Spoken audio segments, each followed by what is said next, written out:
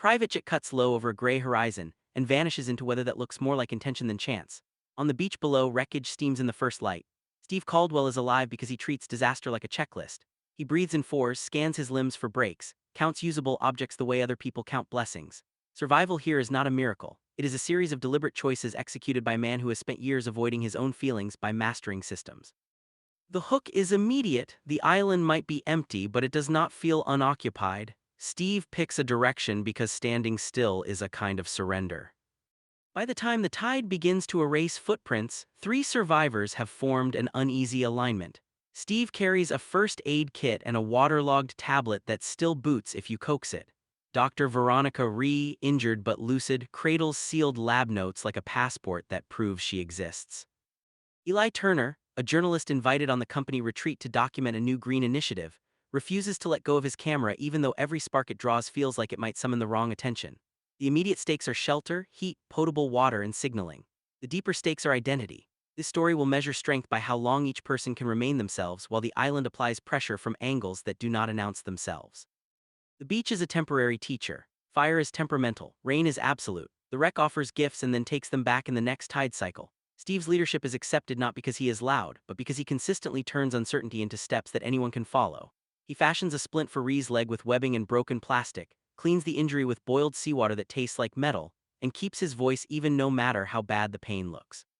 Ree's humor is an anesthetic she rations carefully. Between the jokes, she leaks context that seems too technical to matter until it does. There was a program, there were geothermal vents, there were organisms that did not behave like ordinary life. Eli watches constantly, convinced that unrecorded moments evaporate into nothing. He believes that a camera can still make the world care, even when the world is far away. A storm erases the camp and drags hope out to sea. Inland is no longer a choice. The jungle turns sound into pressure. Everything hums. The plants lean toward heat that comes from underfoot.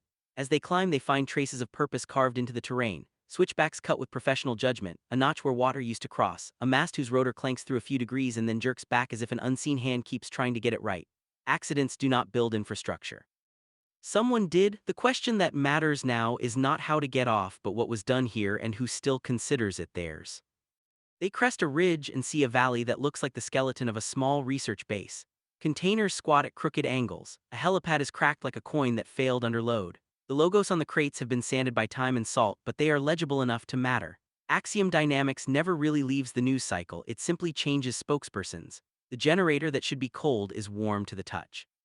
A folder of laminated notes lists sample numbers, reaction thresholds, and a phrase that keeps echoing, suspended pending authorization. Steve's instincts shift. Rescue depends on light, sound, and movement.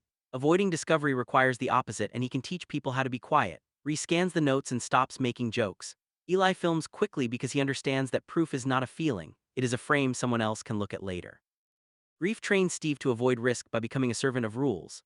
The death of his wife Claire siphoned color from everything that came after, and the way he stayed upright was to make checklists tall enough to lean against. On the island, the same talent that once kept him numb becomes the one thing that keeps people alive. But a new calculation arrives when the site makes its case that the crash was not entirely random. Steve stops trying to be found and starts designing how not to be seen. It could look like cynicism from a distance. Up close it is care in a harder form. He accepts that calling for help might summon the wrong kind. A sealed hatch reveals a chamber where the air tastes stale and the lights glow just enough to admit that power still flows. Tanks hold a viscous blue medium. Suits stand where people once stood and never left. The logs on the console are impersonal in a way that makes them frightening. Necrotic fusion reads like a contradiction, and yet the notes accept it as a state to be measured. Ree's breath becomes the soundtrack as she understands what she is seeing. The project took organisms that convert heat and radiation into energy and asked them to perform in human contexts. Human tissue was introduced not just to study but to integrate. That great promise has a single name attached to it, Dr. Mendez, and a sentence that cuts off mid-entry. The island's pulse is not geological metaphor. It is an organism behaving like infrastructure. Footsteps approach with the confidence of people who know where the doors are without looking. Two men clear rooms like professionals who have done it 100 times in other places. Their radio traffic is the sound of an instruction sheet that has been laminated like those notes on the desk. Recovery, not engagement. No survivors. The phrase reframes everything. They are not prey because someone hates them. They are targets because someone has a metric to hit. Steve guides Eli out the far door and they move 3 ridges away before they let their heart rate show up in their hands. The rule set is now finalized. Visibility is danger. Proximity is fatal. Sound is a signature that can be triangulated. Ree's injury begins to behave like data instead of flesh. The edges close too fast. In dim reflection, her face ripples out of sync for a heartbeat. She knows what it means. The island's law is entering her body through stress, through heat, through proximity to whatever still vibrates under basalt. The film refuses to take away her personhood in exchange for the dread. She does not become a monster. She becomes the person who asks for a promise that turns Steve into a moral instrument. If they come to collect me, do not let them. The scene is quiet, and that quiet is where the power sits. Consent is the opposite of what the project took. She insists on it now when it matters most. Eli stops being simply the eyes of the audience when he decides that telling the truth is more urgent than surviving long enough to tell it comfortably. He seeks a signal and sends one. He knows the call is as likely to summon a containment team as a rescue flight. He does it because secrecy is already killing them in slow motion.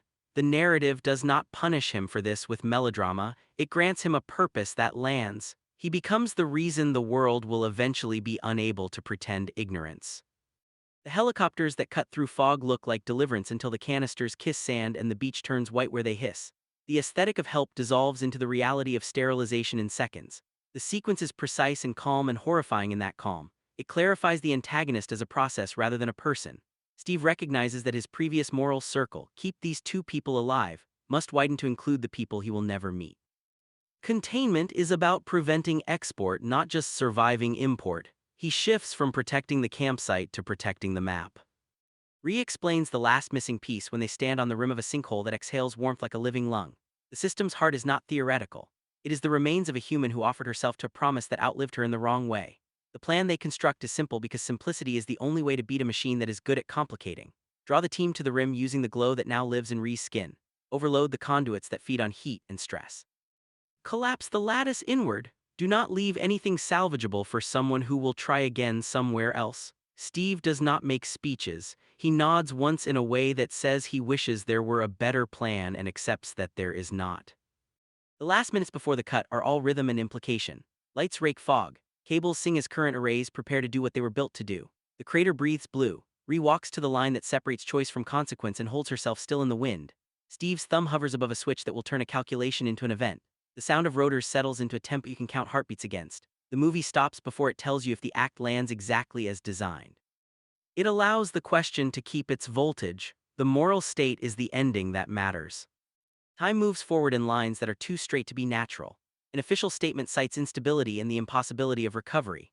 The company that funded the research appears in a new font with a new mission statement. In places where algorithms go to nap, a damaged transmission resurfaces in loops that will not stay buried.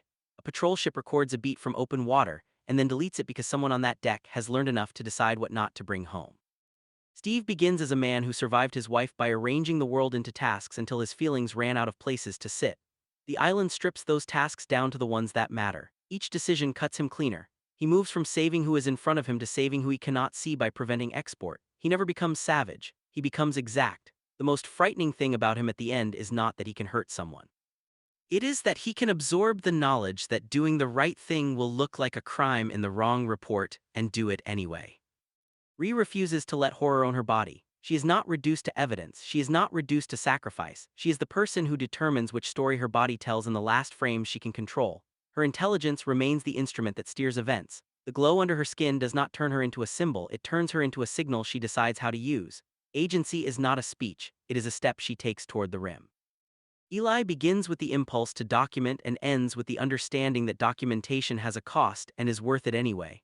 The film treats him with respect by letting his choice stand without varnish. He is not the comic relief. He is not the sacrificial lamb. He is the person who refuses the comfort of quiet and forces the world to hold a piece of what happened in public. The story uses a survival frame to stage an argument about grief, responsibility, and the kind of progress that confuses human beings with batteries.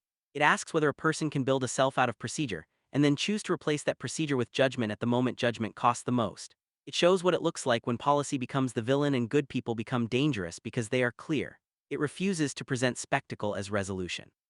It prefers the harder satisfaction of watching a character choose the right harm.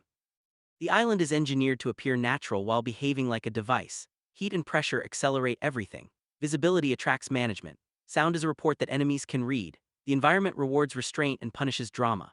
Once you understand those rules, the set pieces land with more force because you recognize that every splash of light or sound is a decision that will echo. The island therefore becomes the cleanest mirror for the people who move across it. You can hear who Steve is by how quiet he makes himself before he acts. Refusing the literal image of the event is a commitment to the film's thesis. If the point were the spectacle, the camera would stay for the fire. Because the point is the choice, the film closes its eye at the moment of consent and leaves the audience to carry the weight into the credits. This is exactly why a recap like this one can push viewers toward the full film without spoiling it. The satisfaction they want is not a sound effect.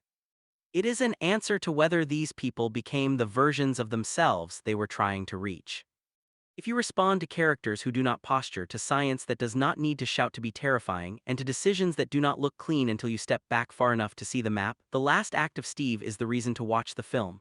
The question it resolves is not whether they can, it is what it means that they did. The island is the stage, the decision is the subject, the result belongs to you. A wave rolls in, a signature disappears. Somewhere underwater, something that used to carry a name has stopped pretending it is only a machine. The world will move on in the way the world always does. The difference is that someone put a line on the map where there was not one before and decided that certain ideas do not get to leave an island alive. Steve's restraint is not absence, it is control. Early in his career, he learned that panic multiplies error. The island converts that lesson into a survival grammar that viewers can understand without diagrams. He demonstrates the practicality of breath control before heavy lifts, of counting steps between visual markers to conserve cognition, of speaking in short sentences to avoid introducing fear where information is needed. Each of these micro choices doubles as character development because they tell us who he became after loss. This is the rare survival narrative where competence does not feel like fantasy, it feels like grief repurposed into utility. Heat and stress accelerate the island's responses. Small fires are safe, roaring flame draws a pulse that warms rock and wake systems. Short bursts of movement are invisible, long runs shallow breathing and shake leaves that should have stayed quiet. The recap makes these rules explicit so the audience can anticipate tension beats. When Ree's fever spikes, the island answers. When Eli broadcasts, rotors arrive. When Steve chooses stillness, pursuit falters. Understanding the rules lets the movie earn its suspense without breaking its own physics. Ree's motivation begins as professional accountability and ends as personal agency. She knows what was promised to investors and politicians, and she knows what cannot be allowed to leave. Eli's motivation is the civilian ethic of testimony. If no one says it out loud, nothing changes. Steve's motivation evolves from keeping two people breathing to ensuring that strangers he will never meet are not hurt by a decision made without their consent. None of them are saints. They are, however, clear. The voice-over can ride this clarity, reminding the viewer that the absence of shouting is not the absence of conviction. Trust among the trio is not a staircase, it is a tide. It advances when competence is visible. Steve's triage, Ree's translation of logs, Eli's willingness to risk his own safety for truth. It retreats when the costs become explicit. Ree's glowing veins, Eli's transmission, Steve's cold interrogation. The relationships stay watchable because each person's fear is legitimate. Steve fears that speaking will trigger the wrong response. Ree fears losing authorship over her own body. Eli fears that dying quietly is the first step toward being forgotten. The film gives each fear a moment in the frame and lets the audience hold more than one truth at a time. The middle stretch of the movie escalates threat without resorting to chaos. The containment team operates like a maintenance department with rifles. They audit, they confirm, they sterilize. Their villainy is efficiency. The island's pulse grows marginally stronger with each interaction, a subtle metronome that teaches viewers to measure time by breath and distance rather than by cuts. This is where the recap can keep the viewer leaning forward, by numbing the pattern so every repetition feels like the ticking of a shared clock. A standout sequence places Steve and Ree on opposite sides of a ravine while a drone surveys the canopy with a thermal grid. Steve cools himself with wet sand to break his signature while Ree lowers her body temperature with controlled breathing learned from post-operative therapy. The moment is less about whether the drone sees them and more about the faith they place in each other's method. The drone passes, the trust remains. It is a quiet triumph that pays off later when both must rely on the other's discipline at the crater rim. Eli's transmission is not a cry for help. It is a memo to the world written in the only ink that will not fade, public record. He keeps his words simple and specific: coordinates, description, proof of occupation, evidence of integration, because he knows the difference between a rant and testimony. The choice costs him, and the movie neither glamorizes nor diminishes that cost. The audience is allowed to feel pride and dread at once. The recap emphasizes that duality to keep viewers engaged without punishing their empathy. As the approach sequence nears, Steve runs numbers that do not exist on any screen. How many seconds of distraction does one flare buy if thrown against backlight? How many meters of cable can be overloaded before breakers trip and cut the cascade? How long can a body stand in crosswind before heat loss compromises balance? The film does not show equations. It shows a man translating heartbreak into logistics. That is why the hovering thumb matters when it finally fills the frame. The decision is not impulse, it is the maturity of every silent count that came before. The recap halts before impact by design. The final image remains a suspended breath, a moral coin on its edge. Viewers are invited to finish the arc inside the full feature. What we provide is everything up to that edge: the why, the who, the cost, and the rules that make the choice mean something. That is the promise your video delivers: context with teeth, curiosity without theft. Middle hour broadens the moral map without widening the cast. The island remains the fourth character, translating pressure into choices. Steve refines his ghost protocol: move at edges, pause on odd counts, never cross open ground without a second path identified. Reuses the downtime between pulses to annotate what they learned underground, rewriting jargon into plain language so that if her notes survive, anyone can understand what was attempted here. Eli's earlier footage becomes strategy. They review frames like detectives, freezing on details the eye missed in panic. A scratched date on a tank collar, a whiteboard corner that shows a shutdown sequence with steps crossed out, a badge clip still hanging from a peg with a photo turned inward. These are not clues for a twist. They are the kind of ordinary details that confirm institutional habits: start ambitious, normalize compromise, then rename failure a sunset. Fog is their ally if they treat it like a wall and not a blanket. Sound travels poorly in it, heat pools under it. Steve adjusts their schedule to favor movement at the coldest curve of dawn and the dullest hour before dusk. The recap keeps these logistics alive because they show character in motion. He is not just surviving, he is designing conditions under which survival is likely. Ree's recovery outpaces expectation and worries her. She logs symptoms in neutral language so fear does not write the page. Eli records her with consent, deliberately avoiding the kind of framing that would turn her into spectacle. The voiceover notes that ethics in documentation are not a luxury here. They are the line between telling a story and stealing a person. The containment team is most frightening when it is efficient. They grid the island as if conducting a quarterly audit, confirming the state of assets and liabilities. The radio chatter we overhear is procedural and bloodless. No one jokes, no one flexes. They are not the kind of antagonists who need to be hated. They must be understood. That understanding gives the audience something to push against that feels modern and real. Harm delivered by neutral voices reading checklists. The recap leans into this because your viewers will recognize the tone from other parts of life where convenience quietly erases cost. Narrow pass forces a choice. Crossing exposes them to a thermal camera for 8 seconds. Waiting risks being flanked. Steve picks a third option he invented 5 minutes earlier. He smears wet basalt dust across exposed skin to borrow the rock's surface temperature and uses a mirror shard to bend sun onto a fern cluster to create a decoy signature.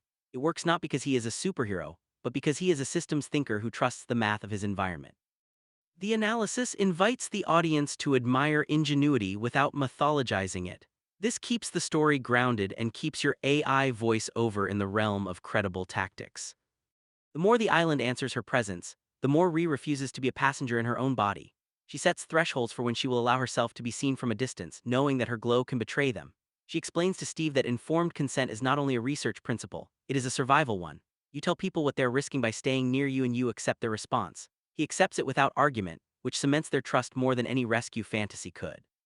The recap lingers here because this is how the movie argues for agency without speeches: two people agreeing on rules that protect dignity as well as life. With limited power and storage, Eli must choose what to keep. He deletes some of his most cinematic shots, waves exploding through wreckage, rotor silhouettes cutting fog, to preserve footage that proves occupation and procedure. That choice is antiviral in the algorithmic sense and morally impeccable in the human one. He keeps angles that show door logs, badge scanners, the generator's maintenance panel with a recent date etched by a fingernail. The audience learns something essential about him. He wants the truth to stand in court, not trend for a weekend. The island's pulse grows slightly more frequent after each canister drop on the beach.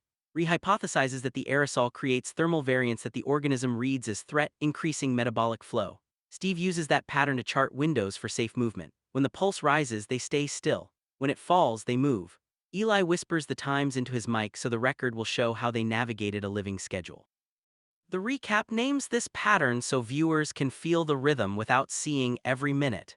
It is a way to build engagement through comprehension. Once you know the drumbeat, you lean forward to hear the next strike. They briefly observe a containment operative alone at a ridge, removing his glove to rub a wedding band line on his finger. He is not a villain in this shot, just a person inside a role that delivers harm through procedure. The film uses the moment to avoid caricature. The recap uses it to remind viewers that systems are executed by humans who tell themselves stories about duty. That complexity is not an excuse. It is context that makes Steve's clarity later feel earned rather than reactive. Dehydration forces a task. The nearest reliable source sits below a line-of-sight corridor. Steve runs a two-stage relay. He descends alone to fill bladders, waits for a pulse, and sends them up a shallow slide to Ree, who dallies them into shade with a hooked branch. Eli tracks both positions on a hand-sketched grid. The sequence is quiet, tense, and exemplary of the film's philosophy: suspense through procedure, not noise. The audience understands what could go wrong because the recap tells them the rules, and then shows adults following them. Every decision leaves residue. The dust Steve used earlier to blend signatures now cakes under his fingernails and later transfers to a console he steadies as they pass. It is a nothing moment that could become a breadcrumb in a different story. Here it is an acknowledgement that perfect stealth is a myth. Steve sees it and wipes the panel with the back of his wrist, not to be flawless but to be enough. The voiceover underscores this maturity. Competence is not the absence of error, it is the presence of recovery. The trio's triangle is strongest when each person occupies a distinct role. Steve makes the lines straight, redefines the angles with context. Eli measures the area so others can see the shape. When stress pulls them out of position, danger grows. The recap articulates this geometry so your audience can feel imbalance the moment it begins. When Steve leans toward secrecy too far, when Eli prioritizes exposure past safety, when Ree assumes responsibility for outcomes she cannot fully control. Balance returns not through apologies but through recalibration, restating goals, reassigning tasks, and returning to agreed rules. Ree recalls a conference slide from years earlier promising energy independence without ecological cost. The tagline was "Power that heals." The words sound obscene now only because the island translated them literally. The organism heals its host by commandeering it. The company used healing as marketing. The research turned healing into control. The recap keeps the language plain because the contrast sells itself. Viewers understand how a good sentence can hide a bad intent until something breaks it open. Steve lays out everything they have on a piece of tarp: flares, cord, 2 knives with dulling edges, a scavenged breaker switch, a stripped length of copper, 3 batteries with uneven charge, and a palm-sized detonator head that Ree insists must be used only if consent is explicit. It is not action movie gear. It is what ingenuity looks like when the supply chain is a memory. The ordering matters. He places medical items at the top, offensive tools at the bottom, and keeps the detonator head in his pocket until Ree asks to hold it. That small handover is a statement of trust more powerful than any oath. Periods of waiting are not blanks in the story. They are where panic tends to grow. Steve keeps all three focused by assigning quiet tasks that engage hands without making noise, not practice with soft chord breath ladders, and the review of hand signals that will replace speech within 100 meters of the crater. The recap emphasizes these disciplines because AI voiceover can land them as calming beats amid tension, reinforcing that control is a practice, not an innate quality. A narrow crosscut trail delivers a near collision with a two-person team. Steve freezes the group with a palm signal, reshifts behind basalt to reduce signature. Eli turns his lens to the dirt and records only boots passing, counting seconds between steps to help estimate load. The operatives pass without stopping. The voiceover doesn't need to describe faces or uniforms, it needs to anchor the viewer in choices: freeze, reduce, record, release. The sequence models how the film prefers competence to coincidence. From a ridge they can see the beach where the jet broke. The tide line has erased almost everything except a thin oil sheen and the ghost of a wing. The shot gives the audience time to grieve the world they left behind without asking for tears. Steve lets himself look for 1 full minute, then he turns away. This is his character in one gesture: allow then act. Ree squeezes his shoulder once, not as comfort but acknowledgement. Eli films the water without commentary. None of them are trying to be heroes. They are trying to be correct. They scenario plan on the move. If the rim is blocked, they will divert to a vent shaft with a narrower line of sight. If the aerosol returns, Ree will shelter while Steve pulls attention with light he can extinguish at will. If they are separated, Eli's last word on the air will be the code that means go to ground and wait for dark. These branches are not meant to be cinematic. They are meant to be sufficient. The recap uses them to give your viewers the sensation that they are inside the thought process rather than outside the spectacle. Retells a small story about a lab tech who kept a basil plant in a windowless room and used UV grow lights to keep it alive. The leaves tasted like plastic. The laugh that follows is not funny. It is the sound of someone realizing how long she has been teaching good intentions to live indoors. The island is the outdoors collecting the bill. The audience does not need a lecture to feel the indictment. They need this detail, and the recap gives it to them because your narration can make it land without melodrama. Eli inventories memory cards and realizes he can only keep room for a final statement if he deletes his personal travel footage. He does it without ceremony. Steve drains one battery into another to balance both above the threshold needed to arm the detonator head, then tosses the dead cell into a crevice so it won't rattle later and betray them. Ree discards her laminated notes into a stream after scanning them one last time because paper trails save truth and also lead hunters. Each cut hurts a little, each cut is correct. They agree on what the record should say if they succeed, and none of them speak again. It is not a manifesto. It is a sentence with names, actions, and consent. The audience will never hear it in full because the recap is honoring the no-spoiler boundary, but knowing they wrote it changes how we absorb the images that follow. Intention is part of the climax even if the outcome is withheld. Wind shifts and fog climbs. The pulse falls into a lower register. This is the window Steve has been waiting for. Movement will be easiest to bury in ambient change. He leads them along a contour path that keeps their heads below the horizon line from the helipad. The path ends at the last cover before the rim. From here, everything becomes extremely simple. That is how you know it is almost over. Complexity belongs to preparation, execution belongs to clarity. Steve runs the list aloud in a voice just above breath so Ree and Eli can confirm with touch instead of words. Charge, line, distance, signal, consent. Ree closes her eyes for a count of 5 and steadies the tremor that arrives whenever the pulse rises. Eli steadies his hands by focusing on framing points he can hit without thinking. A cable junction, a ladder rung, the line where mist becomes light. The recap encourages the viewer to breathe with them. Your narration can slow here without losing momentum, because slowness is the tension. Searchlights sweep in arcs that repeat every 23 seconds. Steve builds his move inside those arcs, not between them. So he does not create a new rhythm that will alert the watchers. Ree's job is to be seen exactly once from the angle he predicts, for exactly as long as it takes to draw eyes away from the place where the overload will begin. Eli's job is to put the truth on a sensor that can survive without him. No one says goodbye. It is not denial, it is focus. The edge is where people revert to type. Steve gets quieter, Ree gets brighter, Eli gets steadier. Your viewers have learned these patterns already, so the recap does not need to repeat them. It only needs to name that they are happening now in their most concentrated form. The narrative promise holds: we will not show the impact, but we will bring you to the moment before it in a way that honors why it must happen. A rotor blade crosses the frame, a cable hum peaks and then drops. The crater breathes, the recorder light stays red, we stop here. Later, a public note says the island is unstable and will be avoided by shipping for the foreseeable future. Axiom's website archives redirect to a new sustainability brand with an extra syllable and friendlier colors. The transmission that should not exist becomes the thread that will not break. People argue about it in comment sections, others bookmark it and say nothing. The film refuses closure and finds something better: consequence. They stay because the characters behave like adults under pressure, and because the movie trusts them to follow rules instead of fireworks. They stay because the villain is a boardroom tone they recognize from their own lives. They stay because the island is terrifying without being supernatural, because it is simply a machine that uses a person, and because that is a sentence everyone should have to hear at least once and reject. And they stay because ending a story just before the explosion is not withholding. It is a reminder that what matters most is the decision, not the spectacle. If you want the answer the island finally gives back, you have to watch the film. The choice waiting at the rim is the point of the story, and the people who make it are the kind of people we see too rarely in survival thrillers: competent, ethical, and unafraid to let the right harm be the last thing they ever do. That is Steve. That is Veronica. That is Eli's echo in The Wire.